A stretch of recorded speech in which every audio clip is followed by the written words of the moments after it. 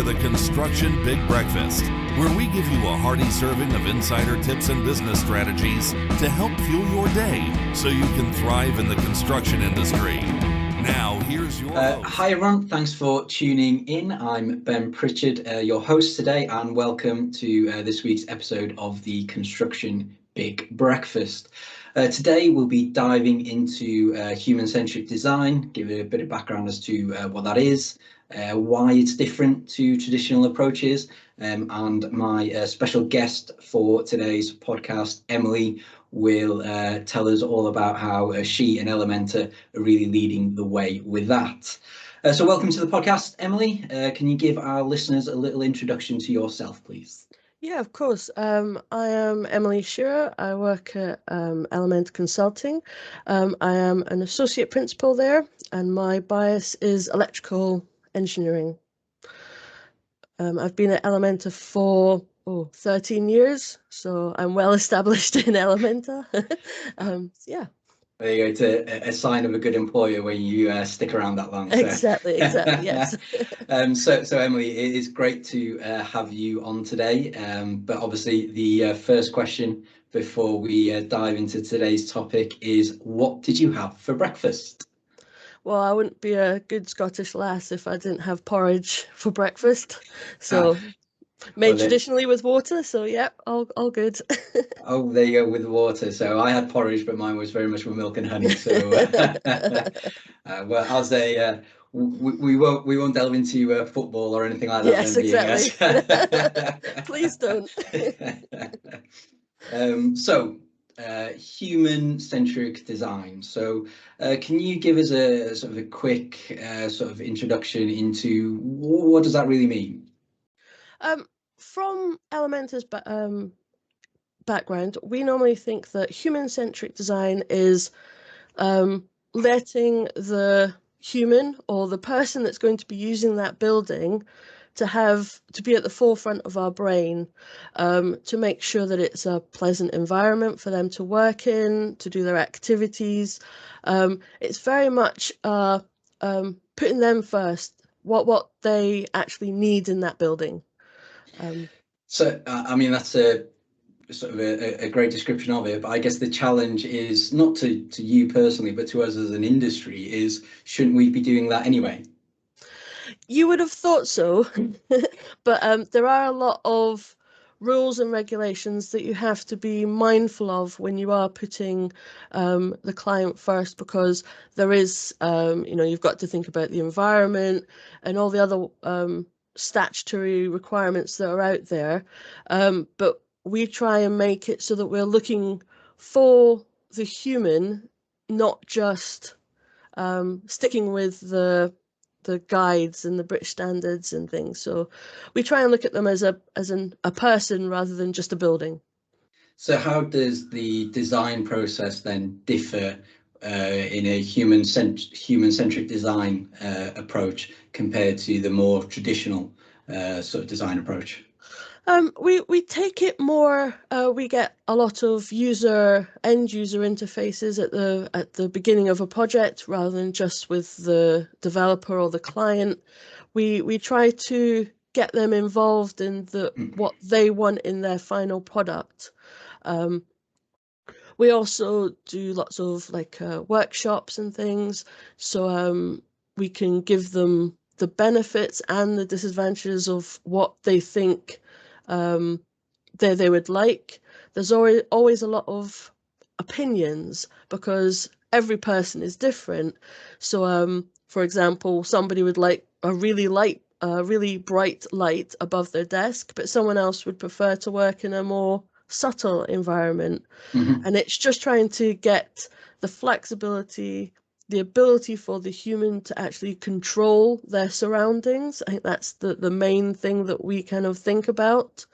But also we've got to stick with all the British standards and Part Ls and all the other ones that all come along with it. So yeah, it is complicated, but we do really enjoy kind of getting the end user involved, not just the developer or the client that's paying the final bill. And I guess that's where your sort of experience and sort of competencies and things like that really come to the fore, where you've got to weigh up the the needs and wants of the end users in terms of creating that perfect environment for them against, what does that mean from a sustainability point of view? I'm sure a lot of the wants require a lot of energy and various other things that might not then sort of, help you achieve the net zero, BREEAM excellent, whatever it is you're trying to achieve. So that must be quite a difficult sort of approach to weigh up. Yeah, there is a lot of push and pull throughout the design process. It is very much we've got to keep talking. That's the main thing, that you just got to kind of, you've got to present the reasons why that can't be allowed or shouldn't be accepted because of X, Y, and Z. The main thing that we do is just keep talking to them. They've got to know their options. You can't just pigeonhole them to say, this is what you're getting, and that's it. You've got to give them options, reasons why, or even if you think that they should be doing it in a different way that is better for the majority of the humans that are working in that environment. It's very much a two-way street. We've got to kind of make sure that they like what we're proposing. And is there a specific type of development that this works better for? Is it better for offices, schools, retirement type buildings, or does it work in principle across the board? We quite enjoy doing it across the board because they're all slightly different. They all like something a bit different to do what they want to do. In offices, it's very hard to actually do because there are so many different opinions. But if you go to a residential home, then it's a bit easier. Or a retirement home, it's a bit easier because they don't know what they want, so we can kind of steer them in as to what they could be doing. Yeah, it all depends on the people that are actually using the building. If they're not too opinionated, then it's an easier project because we can steer them to what we think that they would like. But if they do have a very they have a dead cert way that they want their building to run, then swaying that, it's never going to happen. So we just have to go along with it. With the sort of residential sort of old age buildings and villages that you've built, there's also what they want, but also in terms of how their eyes, sight, vision, their senses aren't quite the same as a younger person's in the office, and that is something that you need to sort of think about and weigh up against the British standards and things as well. Yeah, with the British with the lighting guides, they are just guidelines, so you can manipulate them to the activities that are being done in the building. So retirement homes is a very good example where eyes do deteriorate as you get older. So brighter lights or different colored lights even work a lot better for them, and having constant light throughout the day and the night, depending on the colors, is a useful thing, so they can see where toilets are, or that they know their surroundings, because in retirement homes there is a possibility that they forget where they are in their room, or they forget where the toilet is. So having a nightlight that isn't the color that would affect their sleep is you've got to keep all of these little things in mind when you're designing for different types of homes. Where biology and sort of things like that start coming to electrical design, you're doing something a little bit different. So if you're a developer, what are the benefits to you to do things with this sort of human-centric principles rather than a more sort of traditional, what I want is more important? Well, it kind of falls into the different types of developer. If it's a developer that's just in it to sell the property on quickly, then it's not a great idea. Well, it's not. They're not very. They don't buy into it, let's say, because it does cost more. Because we are taking the end user's advice rather than just sticking with the basics.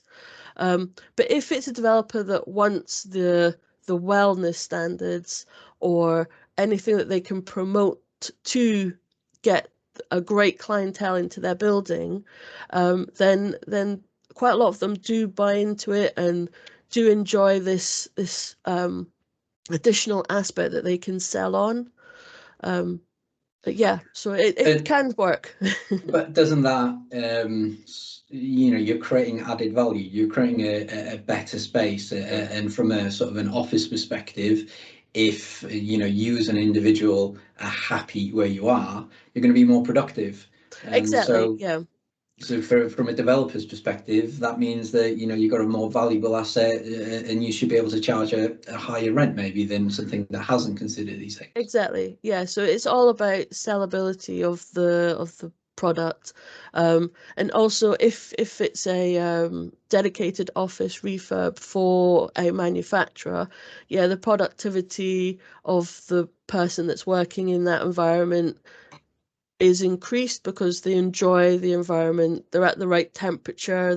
They've got control of their environment, so they enjoy it more. It is very much.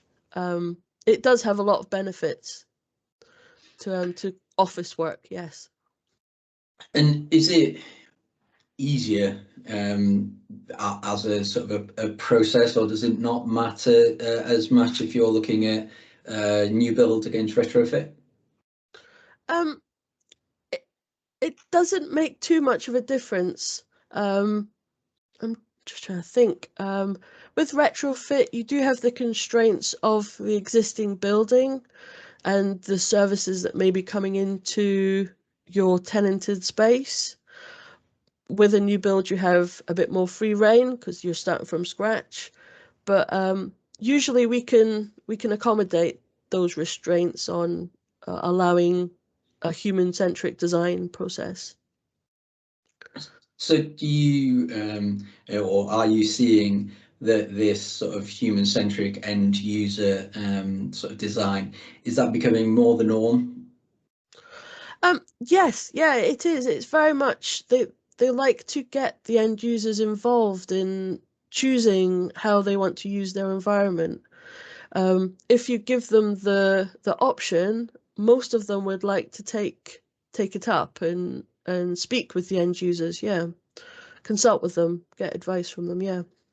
I mean, that must be difficult at times if you're sort of doing a bit of a speculative build, but there's always someone out there that's probably interested in sort of office space in London or something like that, even in today's crazy world. Yeah, when we're looking at speculative offices, we kind of draw on our previous experiences and kind of do a simplified version of it so that it gives the feel, but they can adapt it to whatever they want.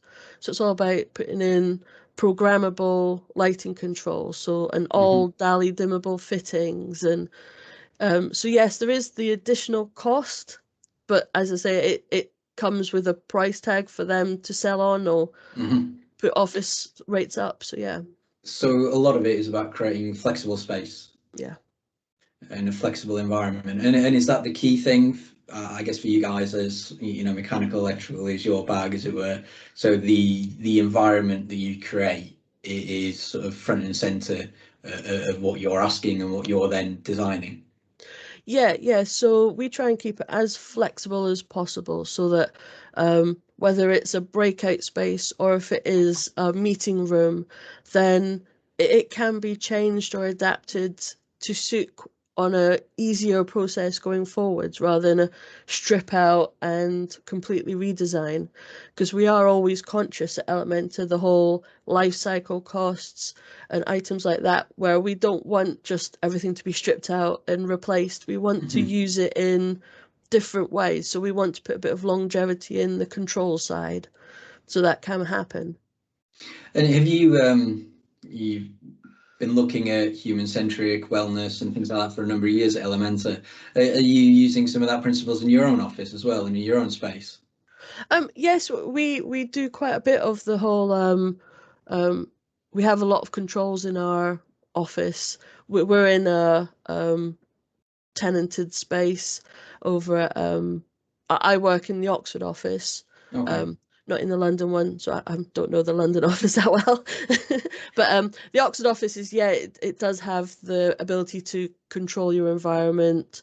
The lightings are all on PIR, daylight dimming, all the usual things that are put in offices. So yeah. So this would have been the awkward moment where you said, no, terrible space and we don't have to cut this out, yeah. So no, it's good that you walk the walk, not just talk the talk, as it were. Yeah, definitely. So with so I guess one of the sort of historical issues the construction industry's had with engaging with end users is, you try and show someone a drawing, a schematic and things like that. If you don't understand construction, you've got no idea what you're looking at. So are you seeing it easier to engage with people now that we've got sort of digital technologies at hand? You could sort of put some VR glasses on them and help them walk around and help them sort of live in the environment before you've built the environment. Yes and no. Some people aren't wanting to go to that extent, and they are still very much, they want to look at paper. But the clients that do want to go down the visual route and all the electronics, and they have a bit more ability to look at the new projects or to visualize themselves in the projects. It's very much, we're using Revit a lot to do walkthroughs and that side of it. So they are getting a bit more of a immersive feel to the buildings rather than just 2D on paper and us trying to explain what it will look like. Yeah, I remember talking to someone, I think it was from the States. They were building a hospital, and they had a sort of a 3D visual that then they put the glasses on the orderlies and the nurses and stuff like that, and asked them to walk around as if they would in the day. And they were saying, well, if you put that there, I could save sort of half an hour a day because of, how it. So as well as that the human-centric being about how you feel, it's about sort of the layout and sort of how you use the space in your day-to-day as well. Yeah, and sometimes that doesn't really come across on the 2D bit of paper, because as you say, we're a special breed that can understand what that actually looks like. Not everyone can. So yeah. But I mean, people call MEP engineers a special breed for a number of reasons. But Yeah, exactly. well, maybe we'll say that for a different time. I mean, is there anything sort of in particular, any sort of innovation or technology that you're particularly excited about, that you're starting to see come into the market and will really have a big impact on the next couple of years for you? We're doing a lot with circadian lighting at the moment. That's when the lighting changes to simulate the natural lighting of a day, to try and fool your body into thinking that you're outside in natural light.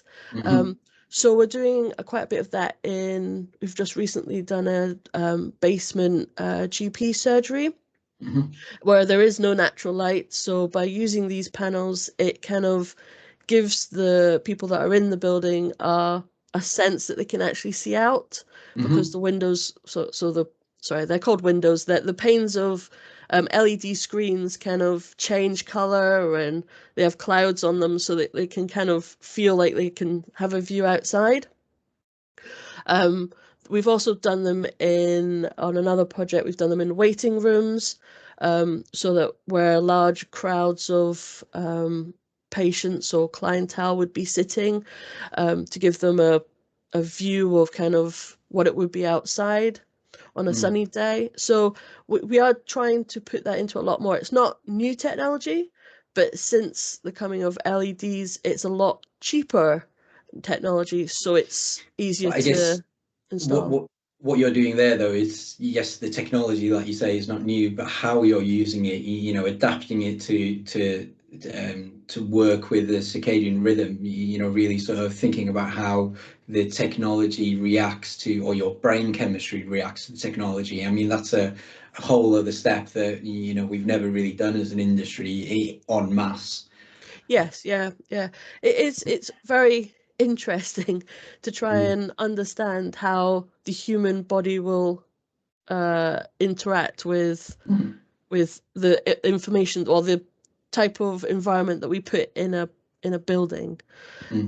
So and with the whole COVID pandemic, we're increasing air ventilation rates so that it's a lot. Well, hopefully it's a lot cleaner. There's the more air movement to not allow the COVID to kind of settle, if that makes sense. So it's interesting. We're definitely striving to keep improving our innovative ways to make it more of a human-centric design process. And that's can only be good for, the end user. If everyone is happier where they're going, then people are, where we started, people will be more productive, they'll be healthier, not just physically but mentally as well. A lot of this circadian rhythm can have a massive impact on your sort of mental well-being and how you feel and your sort of highs and lows. It's fascinating. I find it, the whole thing, how the construction industry can do so much good for people, so much good for the environment, the carbon we create, how we make people feel. We really need to, and it's great that Elementa are there at the fore of it. You're trying to create a better environment for everyone and for the world. Yes, definitely. Yeah, definitely. So that was, I mean, we're pretty much run out of time, believe it or not, Emily. So that was quite a sort of a nice little sales pitch for Elementa there. But no, it's been a pleasure to talk to you today. It's been a pleasure to see and hear some of the fantastic things that you and Elementa have been doing over the years. So thank you very, very much for joining us today. It was very insightful. If anyone would like to hear more about human-centric design and some of the stuff Elementa are doing, the website and contact details will be in the bio for this podcast. For everyone who's listening, as always, thank you very much for tuning in. If you're a new listener or if you just haven't done it yet, please do like, subscribe, and make sure you tune in next time. So from all of us, thank you for joining us, and see you all soon. Yep, thank you. Bye. Want to learn more about how Invennt can help your business maximize its bottom line? Head on over to www.invennt.com and get in touch with our team today. Thanks for joining us this week on the Construction Big Breakfast. Make sure to visit our website, www.invennt.com, where you can subscribe to the Construction Big Breakfast on all platforms so you'll never miss a show. While you're at it, if you found value in the show, we'd appreciate a positive rating. Or if you'd simply share it with a friend, that would help us out too. Be sure to tune in for our next episode.